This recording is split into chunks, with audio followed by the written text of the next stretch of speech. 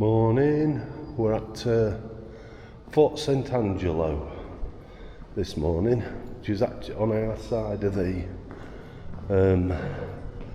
port, and we're just behind these super yachts.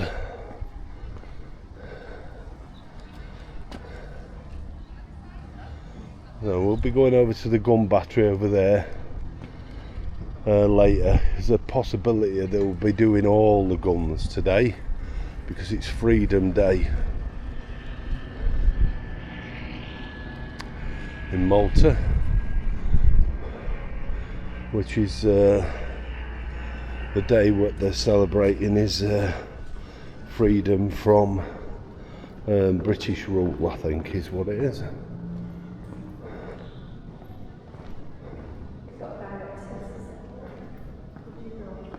Yeah. Main entrance. Okay. So this front entrance had a direct hit in 1942, and then it was all completely rebuilt again. That was the entrance I'm actually talking about. Right, we've had a change of plan now. We've just been into the fort and spoke to the guy in there. Although we were told yesterday that there's like a reenactment that goes on every hour, actually that's not true till this afternoon. So he says there's a parade that's on in about an hour.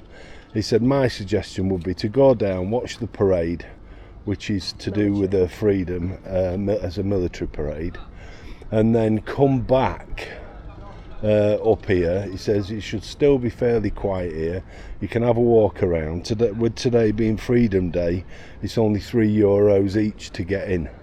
So we'll have a look around on the fort. Then he says if you stay and have a drink or something in the bar, at about 1 o'clock there'll be it's sailing racing. So I don't know if you noticed when we was coming back there was some big flags on the wall as we were coming across. Well, he was telling us that the racing is highly contested here, and the boats are represented. Yeah, it's big competition. The boats are represented by different areas around. I don't know if it's here or the actual country. He was telling us that this freedom parade it's not the freedom from British rule, which I did think was a bit strange because that's a totally different day, but I can't remember what that day that is. But it's Independence Day, but this is freedom from what was the military bases. So the British had their naval bases here. We had our bases, and it's the only one that where there's been no bloodshed. Apparently, Malta's was negotiations with the British to get their freedom from the British, and they left on really good terms, so we're told. However, it did go on to say that while Europe are rearming and getting ready for a war, NATO, within NATO for what's going on in Russia and such like, Malta is not doing that. Malta's not going to increase its naval or military presence at all. So I think it's going to stay neutral. It believes, if they'll let it. It believes that if there's war in the Mediterranean, then there's war across the world, and they don't really want to be a part of it. But sometimes you get dragged into conflict, and I think if you don't do something to protect yourself or whatever, then I think it's often your downfall. So hence countries like Belgium and Holland, I think, that were neutral till Hitler walked in. If it has a strategic value, then I'm fairly sure that staying neutral is not going to be on the cards. That woman's got a rat on her shoulder in front. She's got a rat lock. She just give it to him. I don't know if you saw that. Bloody nutcase. Lock's on his neck now. It's just gone down his back. It's in the back of his jumper. I think he's just crawled round. That.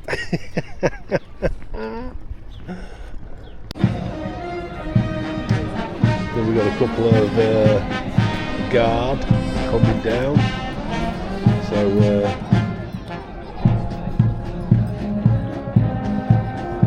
rifles.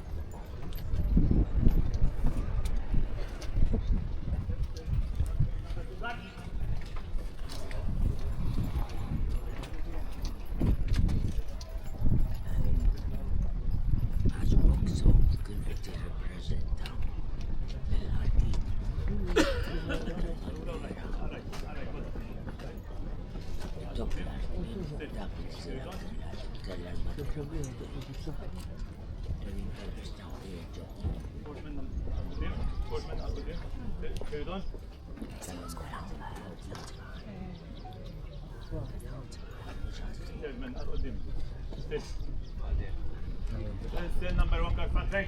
Color on to serve to the post. Quick. Mark.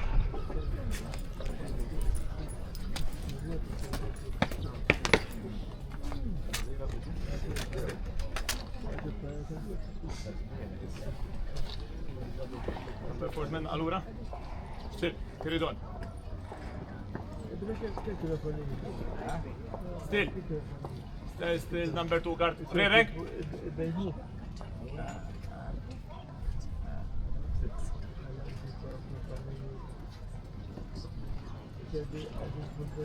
Salesman قدام. Salesman قدام. Still. Carry on. Fifth man. Press forward.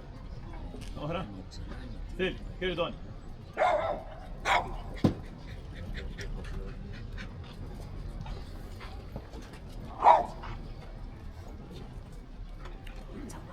Still number 1 guard, free rank. Right, sir! Ice! Front!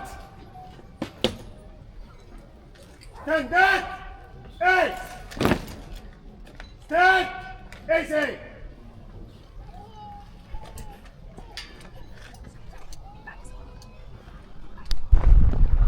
We've moved now to the. We're not really interested in the speech of the President and Prime Minister and such like. So we've made our way back to St Angelo Fort, and these are the flags, or one of the flags there that they put up.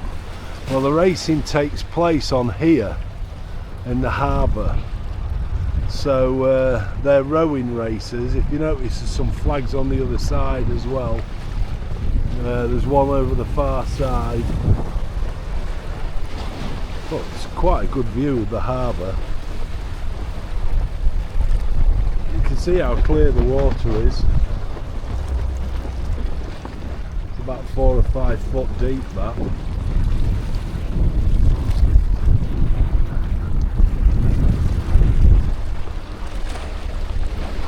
Absolutely stunning.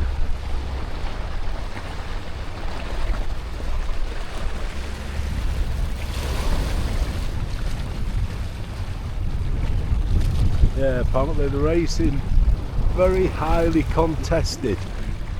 Apparently.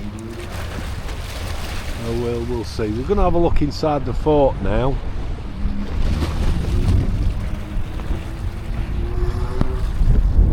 Even the fort has underground passages. There's 1.5 kilometres of them, which we won't be walking them all. We'll just having a look around.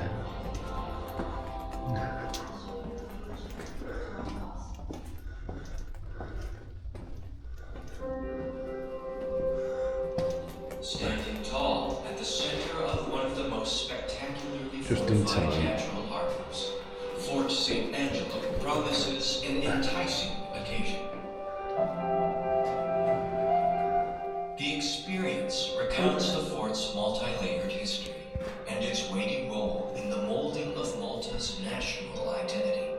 It highlights the salient points of the exploitation, defense, and urbanization of the Grand Harbor in an engaging way, and with the aid of a versatile range of traditional and innovative modes of interpretation. Visitors can opt to take panoramic walks offering unobstructed views of Valletta and Floriana across the harbor, or proceed directly to the parade ground through the medieval gateway at the back of the Barbican. Not to miss are the lofty vaults built into Ferramolino's Cavalier, hosting 3 complementing immersive experiences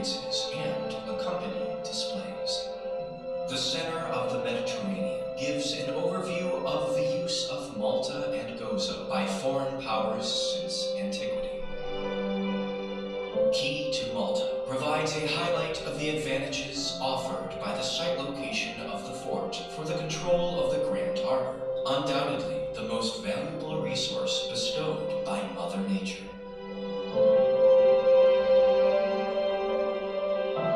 The national icon plays a tribute to the leading act played by Fort St. Angelo for centuries on end, and, in turn, a celebration of its forceful association with communal pride and the Maltese people's innate resilience.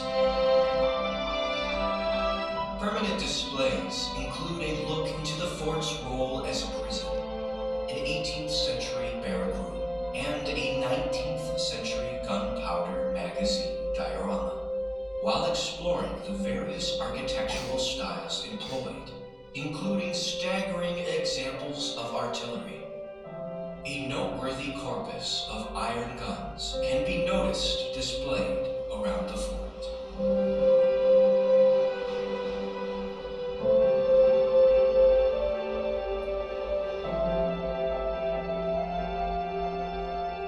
For more information, please visit www. Look how clear that is. I mean, I don't know how deep it is, but it's pretty deep.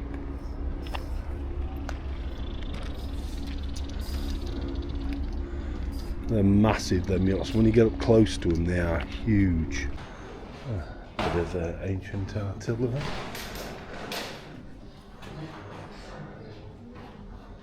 Okay, there was 4,157,000 litres of water stored in 7 cisterns here. That's the equivalent of almost 2 Olympic-sized swimming pools. Wow.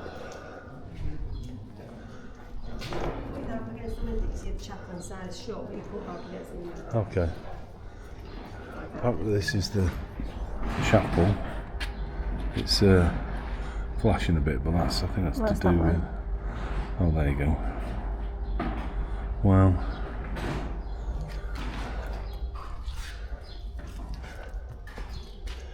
It's a chapel of the Nativity of the Virgin.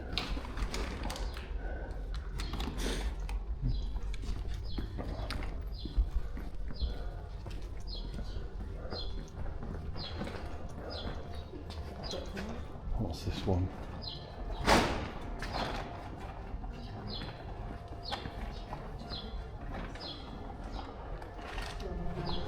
Pardon?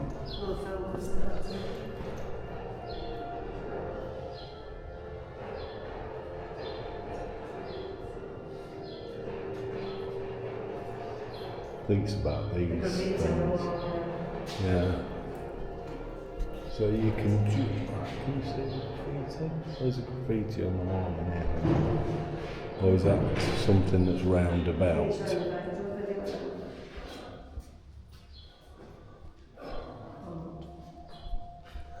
No.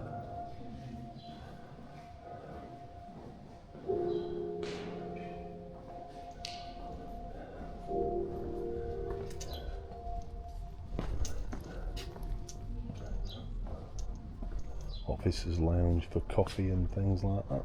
It's only 10 yet, so we'll have a speak to them now. Yeah, we'll come back, and I think this is the square that they're on about.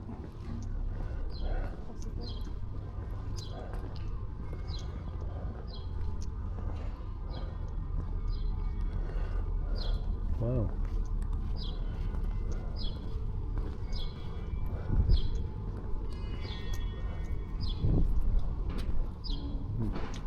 Weird. Let's go and have a look at the view over here.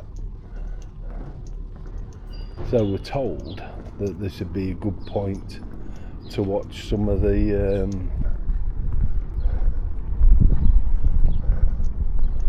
racing. So the racing's at 1 o'clock, but we'll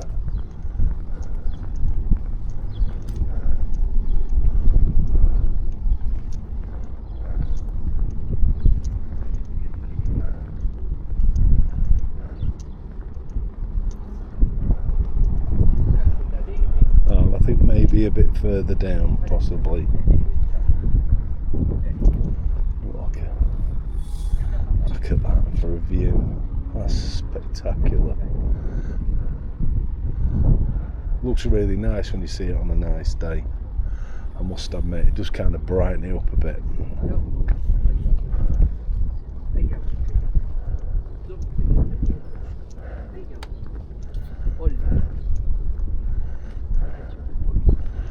Look at the knowledge that I've got now.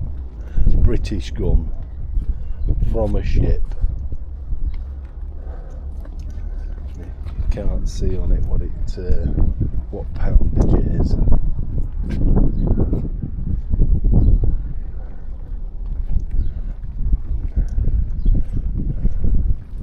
So like lookout posts. I'll have to lift this up a bit. So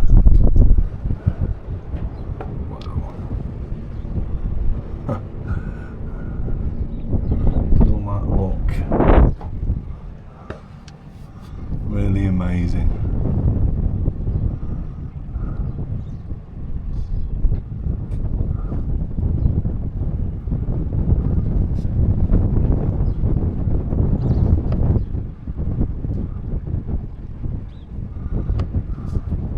Oops, the other fort that you can see in front over there, that's closed at the moment. Don't know when that'll be open. Permanently closed, which makes it just impossible to get to the lighthouse, I think, which is a shame.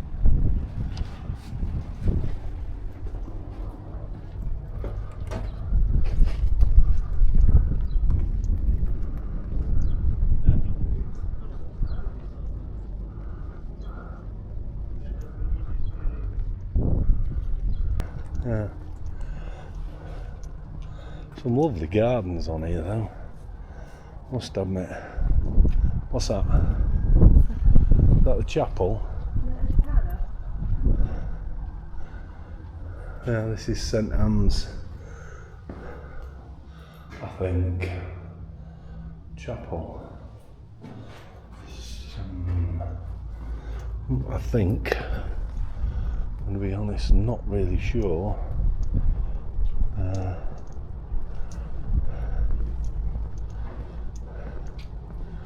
I think Christine's asking if this is where the reenactment is. Ah.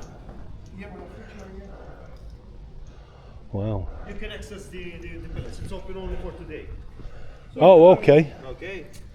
It's We not don't normally want to miss open. this as well. Let's have a look in here now while it's not busy. So, he just said the palace is only open today. I knew that, yeah. So, take the chance to take a look.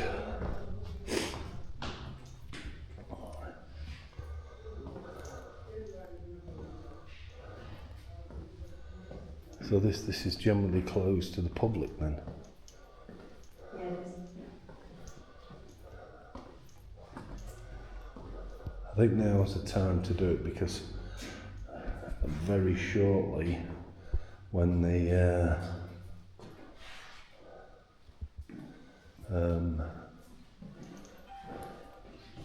presentation or down at the Freedom Monument, I expect it to get quite busy.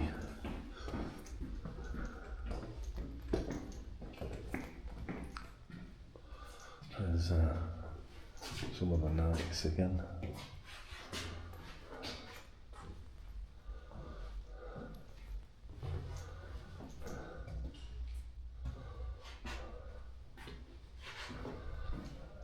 I think we had another thing. There was 8, wasn't there?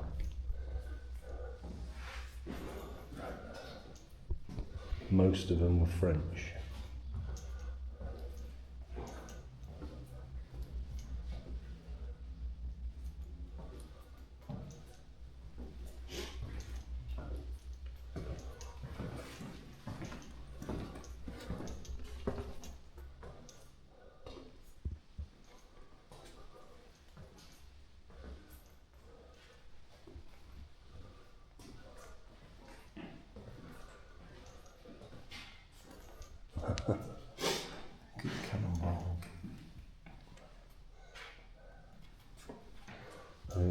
proper original ones and the model of the fort.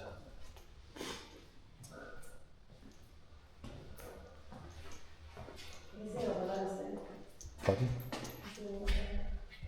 Christine wants me to have a look over the top. Yeah, it's an area that's blocked off, and they're having an extension on your pole so you can see over, video it.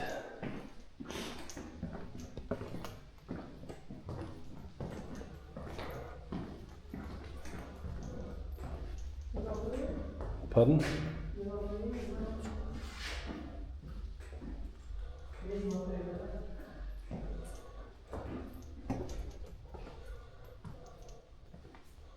I think that's all you can get in. When did I go in that bit? I think I did. Possibly. Did I? Yeah.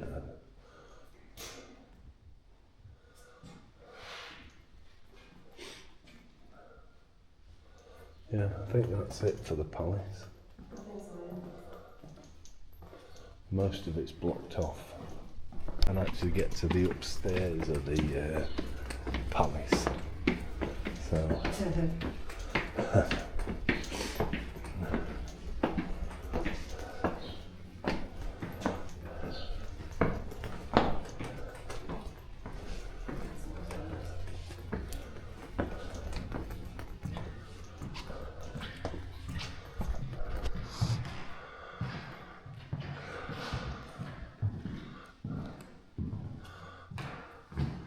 So these must have been all the nights at varying times. The globe, look at the globe.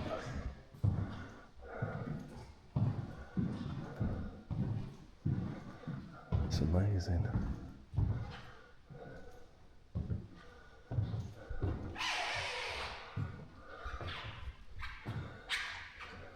And this nice. Absolutely fantastic.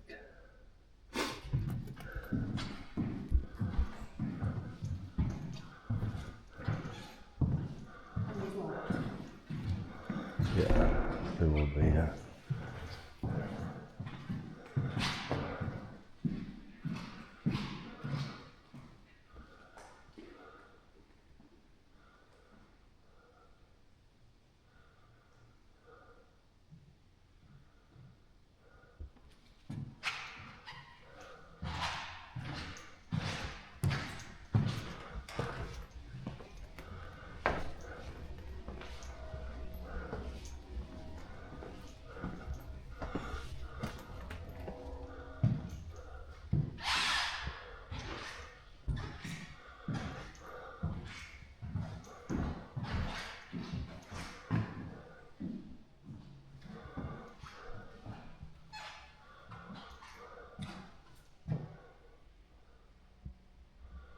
I wonder if these are what the knights wore then.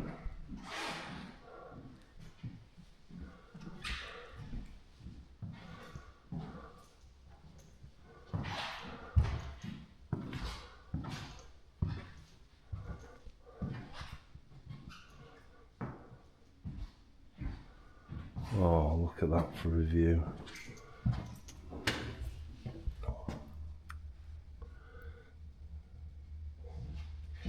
Beautiful, that.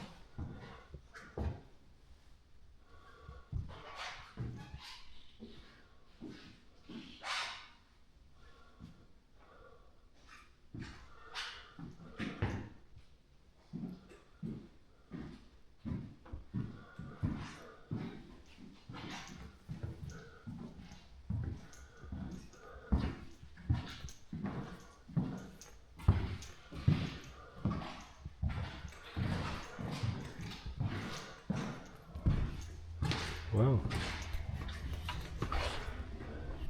So that's what they call some medieval window that was there.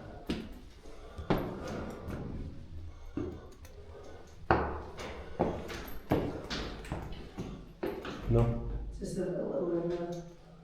Can you get in? You can get a room, yeah, sensible. Oh right. I won't bother then. No windows or anything. It's that medieval window that it's open for.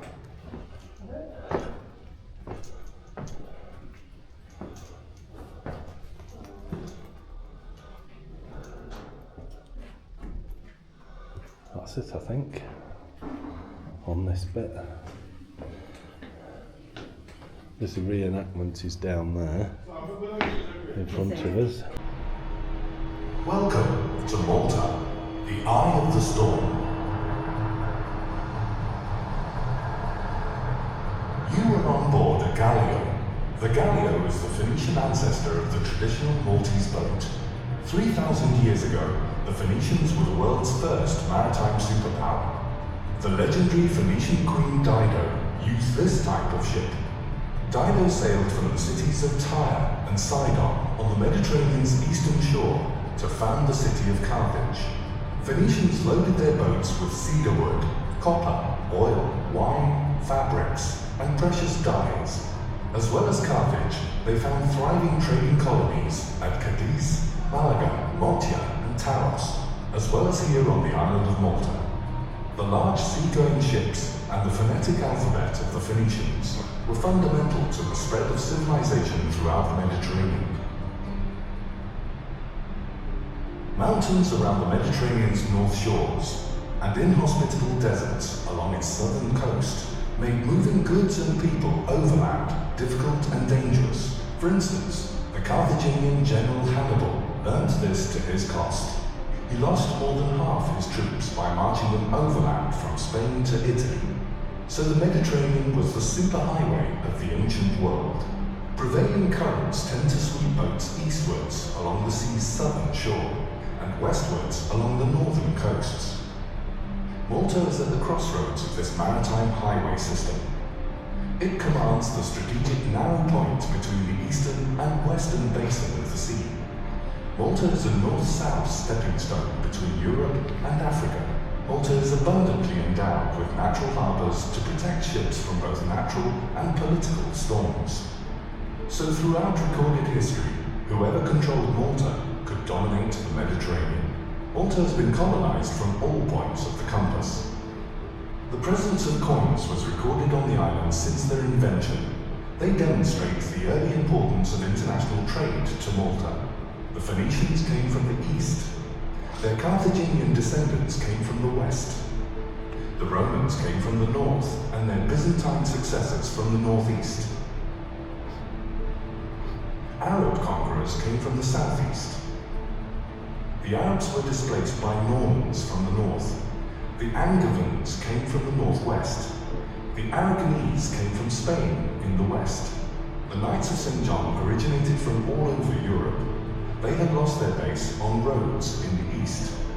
The French sailed from the northwest to expel the Knights. The island ultimately became a colony of the British from the far north. Maltese culture reflects all these civilizations.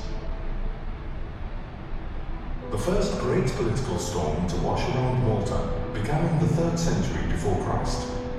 The 120-year-long struggle between Rome and Carthage was the bloodiest war in ancient history. Both sides realized that this was a fight to the death. Malta belonged to the Carthaginians. Tradition places the birth of their famous general Hannibal at Tal Barca on Gozo. Ironically, the sea-based Carthaginians learned to fight on land. The land-based Romans countered with their very first navy. Tiberius Sempronius Longus claimed Malta for Rome in 218 before Christ. During the Second Punic War, Malta was the vital north-south stepping stone to Africa for the Romans.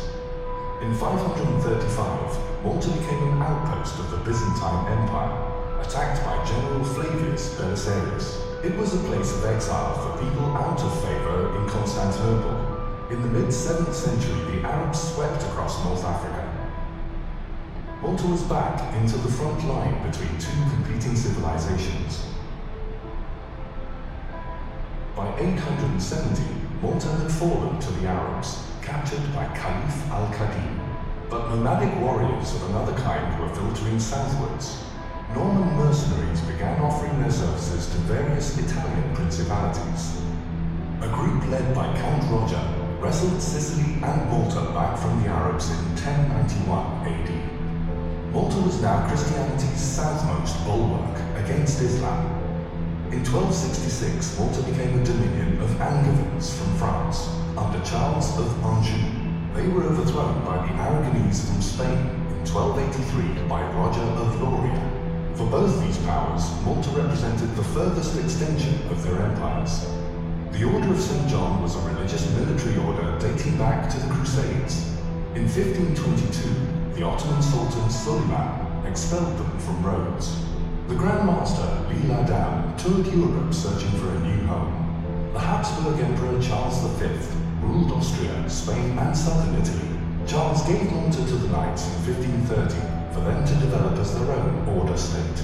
This was the first time Malta's ruling powers were settled on the islands.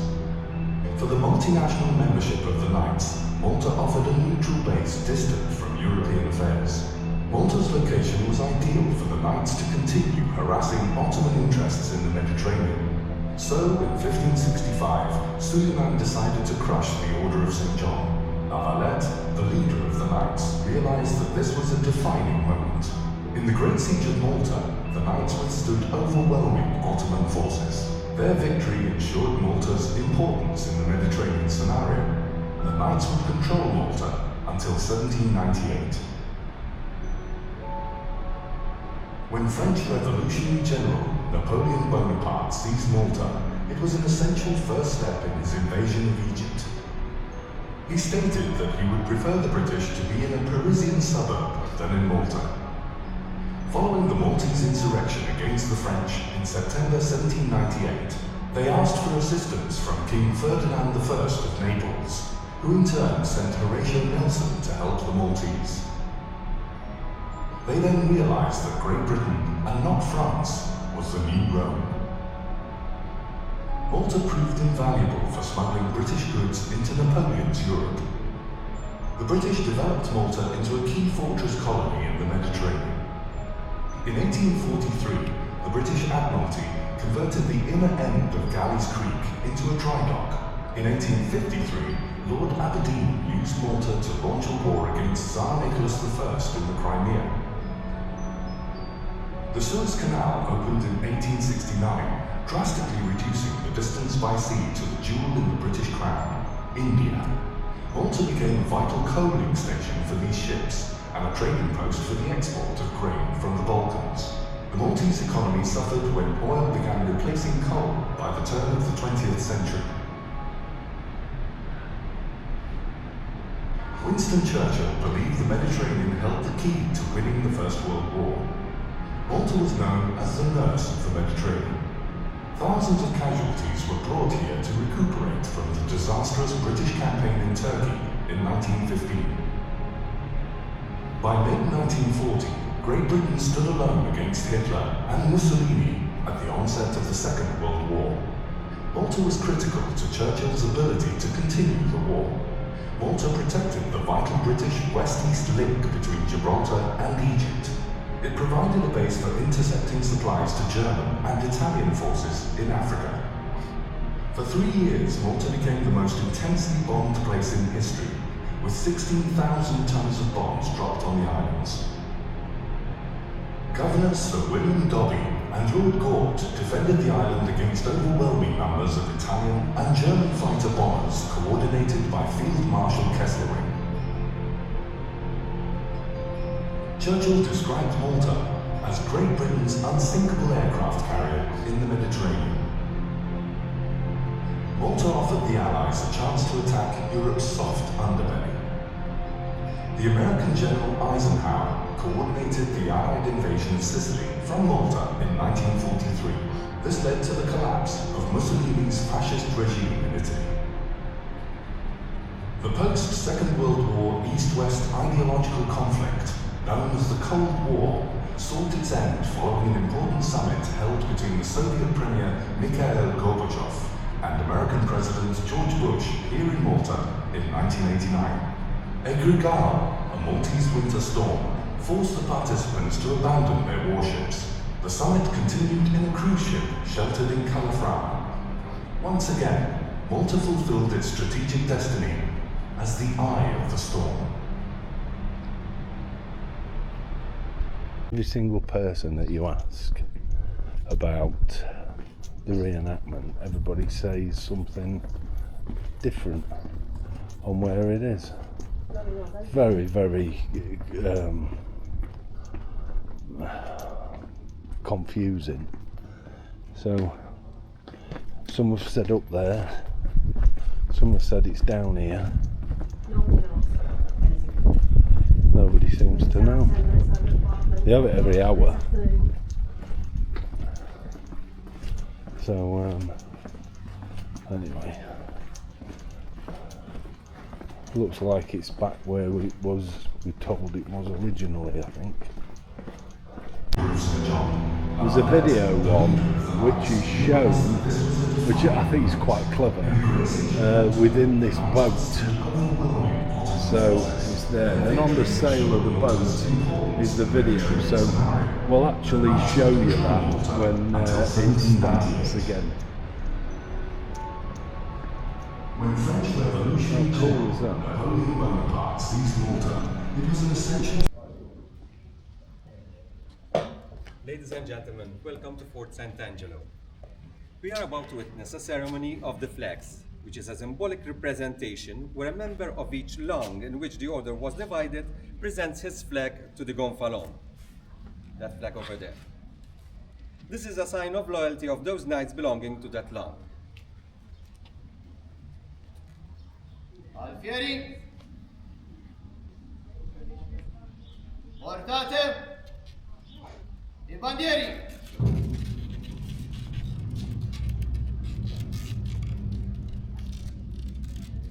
Presentate i bandieri.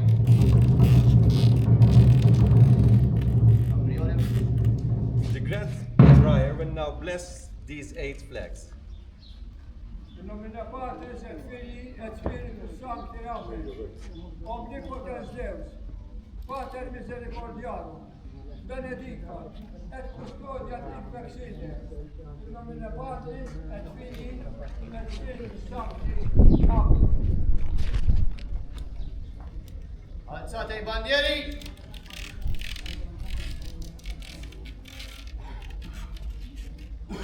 Bandieri, a terra.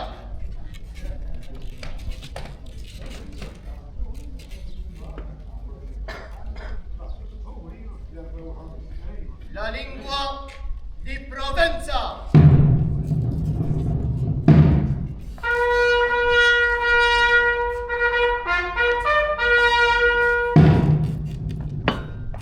Provence is situated in southern France and includes the cities of Marseille, Toulon, and Saint-Gilles. During the 16th century, France was divided into different fiefdoms, one of which was Provence. The knights belonging to this lang covered the financial administration, and their highest grade was the Grand Commander of the Order as second to the Grand Master. Most Grand Masters were from this lang, and amongst them was Jean Parisot de Valette, who led the Order and the Maltese during the Great Siege of 1565. The flag resembles that of the Crusader Kingdom of Jerusalem.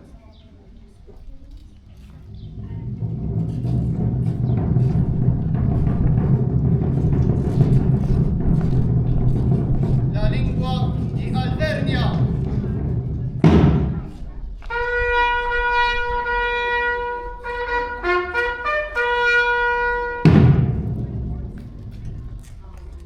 Auvergne was another fiefdom of the Kingdom of France, situated in the center of the country, made up of a mountainous area, and included the cities of Vichy and Aurillac.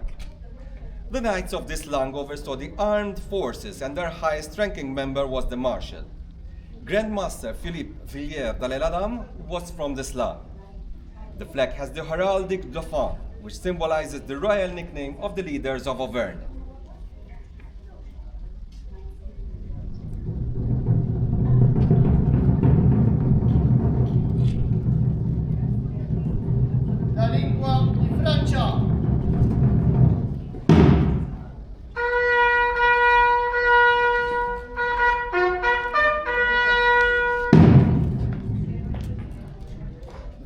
French kingdom was vast and controlled many regions of the European continent. Cities such as Paris, Caen, and Rennes were part of this land. The knights belonging to this auberge had the duty of caring for the sick and poor and administered the order's hospital, the Sagra Infermeria. Their highest member in rank was the Hospitaller. A distinguished member of this land was Grand Master Claude de la Sangle. The flag has the fleur-de-lis as a symbol of the French monarchy.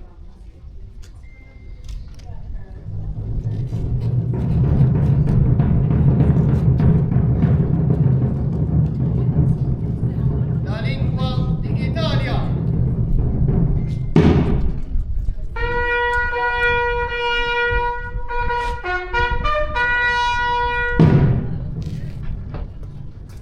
Italy was the most populated land of the order.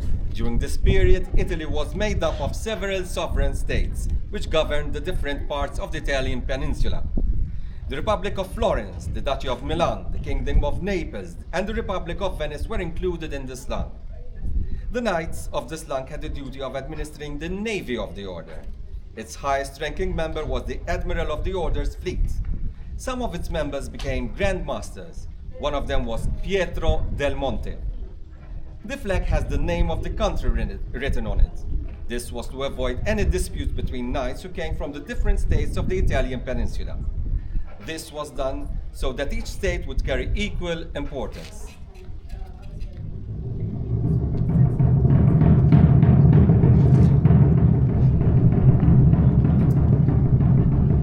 La lingua d'Aragona.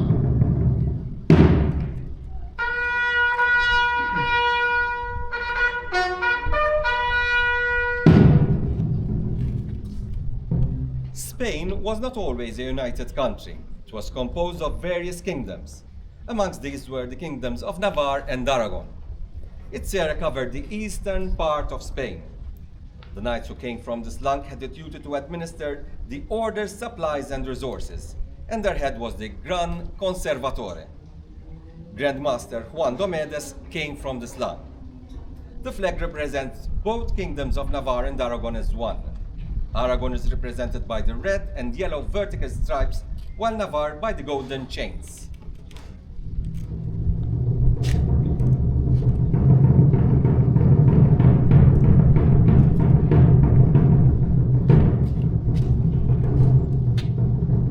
La lingua d'Inghilterra.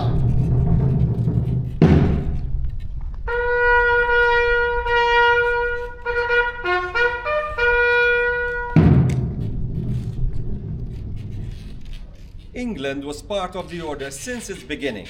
As time went by, the English monarchy adopted Protestantism as its main religion, thus leading to fewer English knights joining the Catholic Order of St. John. The knights from the English land were in charge of the cavalry and were directed by the Turco-Pilier. One famous knight of this land was Sir Oliver Starkey, who was present during the siege of 1565. The flag shows the royal crest of the monarchy of the 16th century. The lines represent the Kingdom of England, and the fleur-de-lis represents those lands in France which belong to the English crown.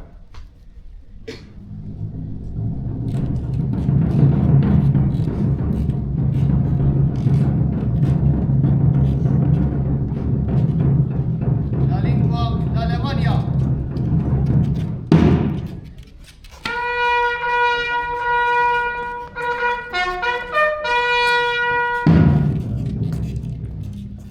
This land represented the Holy Roman Empire, which was very powerful during the 16th century. It was made up of German states such as Austria, Saxony, and Bohemia. The knights of this land were in charge of the state of the fortifications around the island. Their main figure was the Grand Bailiff, who had the duty of inspecting their efficiency and ability to withstand an enemy attack. The last Grand Master who ruled the Maltese Islands, Ferdinand von Hompesch, was from this land. Their flag shows the two-headed eagle, a symbol of the Holy Roman Empire.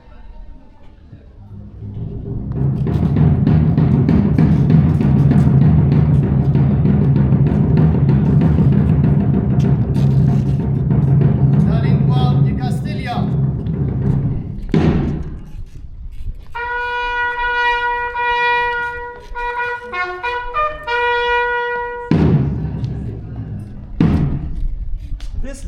represented the Spanish Kingdom of Castile, Leon and Portugal, which occupied most of the Iberian Peninsula.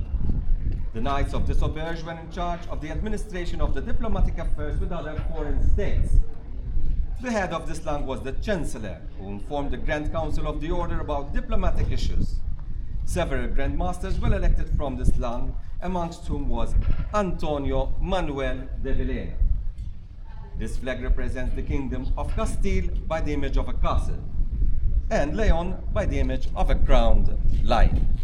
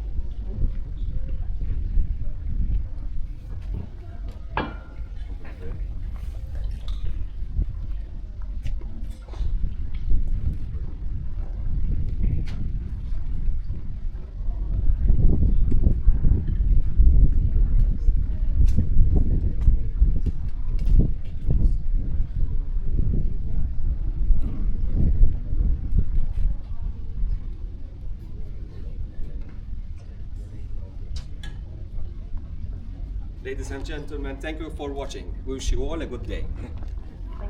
Thank you.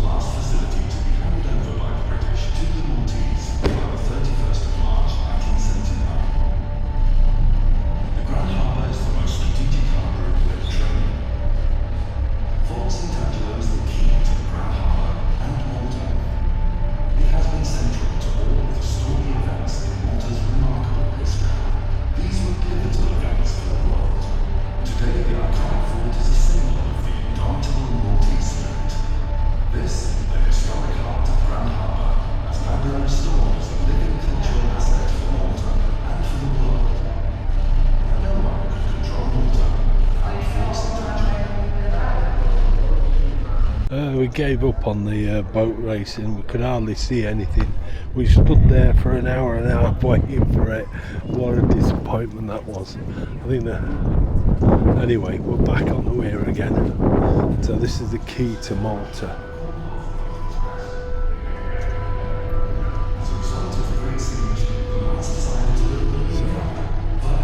We'll have a look at this.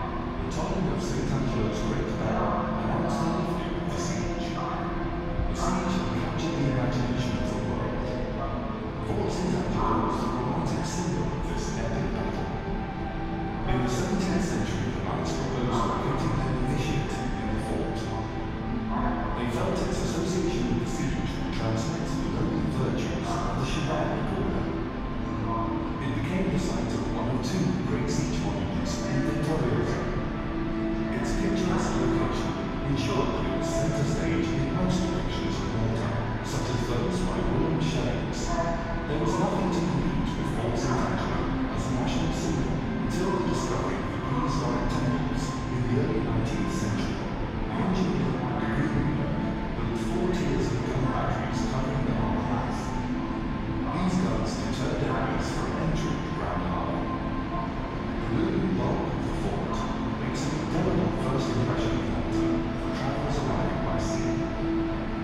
In the centuries that followed, St. Angelo's guns were increasingly used to salute distinguished visitors, to welcome them to the island of Malta, and to mark special events such as the election of popes, coronations of monarchs, and the silver jubilee of King George V in 1935. The fort's name inspired the British to create an order of St. George and St. Michael in 1818 in a bid to anglicize Malta with an imperial honors system.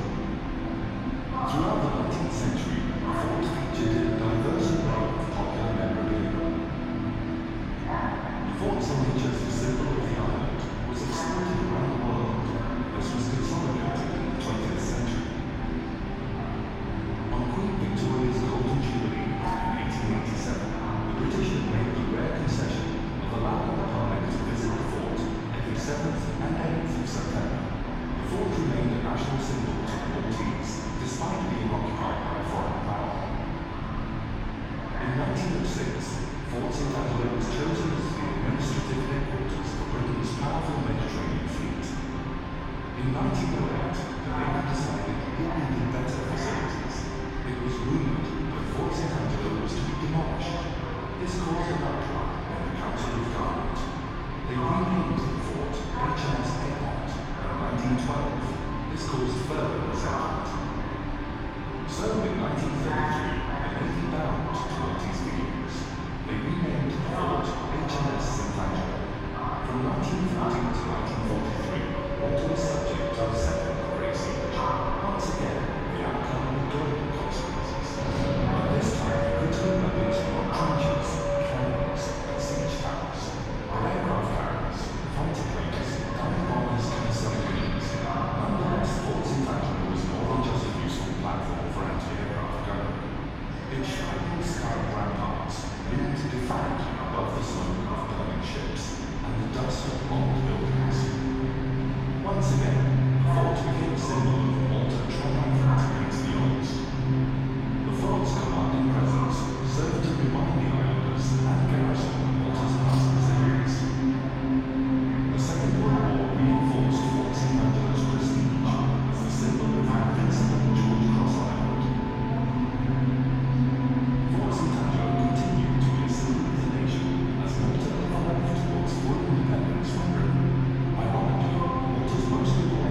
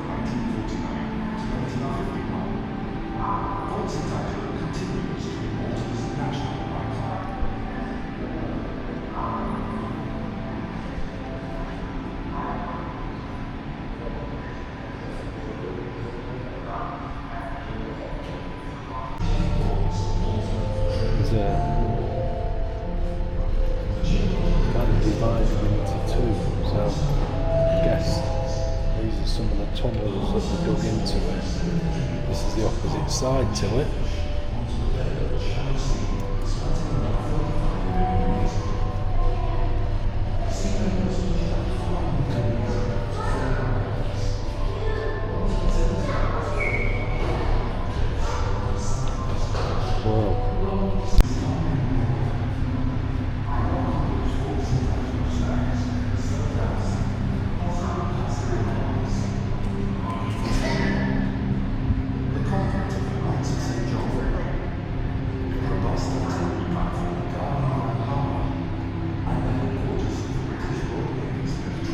Right, we'll watch this video. Okay, there's what would have been a modern gunning installation.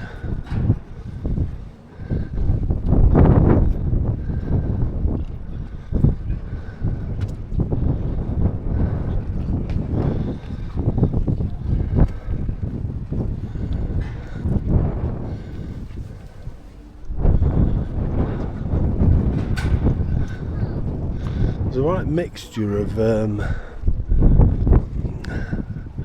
cannons. Most of them are British, to be fair.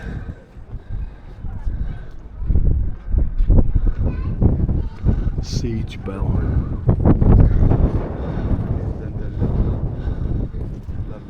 So it's another British cannon, 24-pounder of a ship. Shame you don't know what ships have come off. A modern one which would have been there for the war, World War.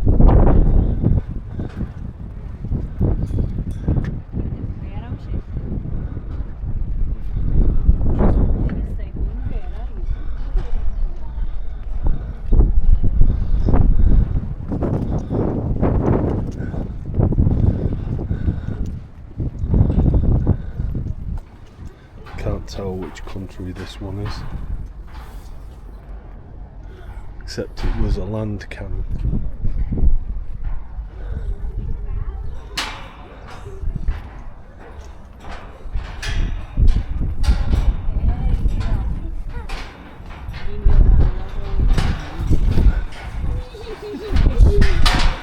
And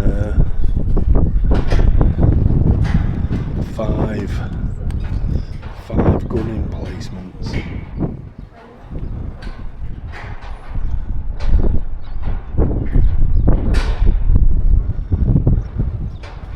They're still watching the racing. I mean, we stood there and watched one, but we couldn't really see it. It was over on the far side, so.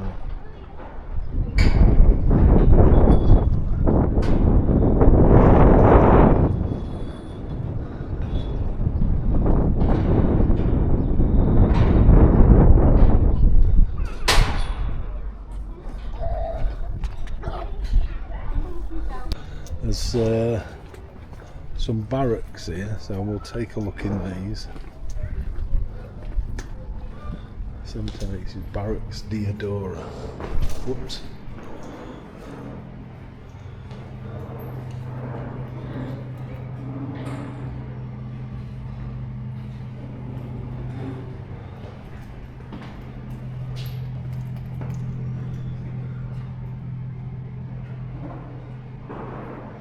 That's what he would have looked like in his full regalia from 1776, 18th century.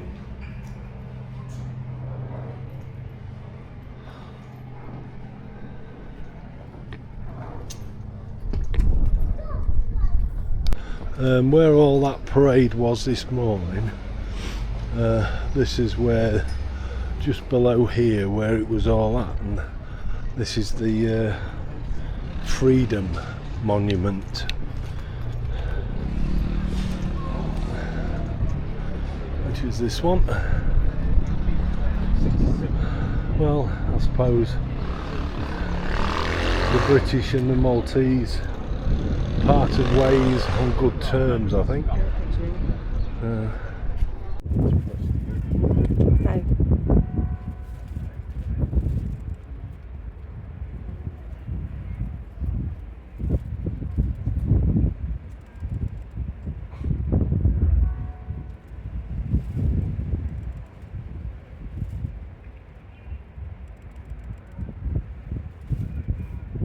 Oh, there it is.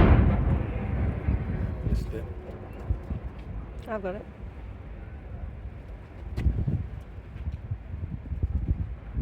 I tried my best.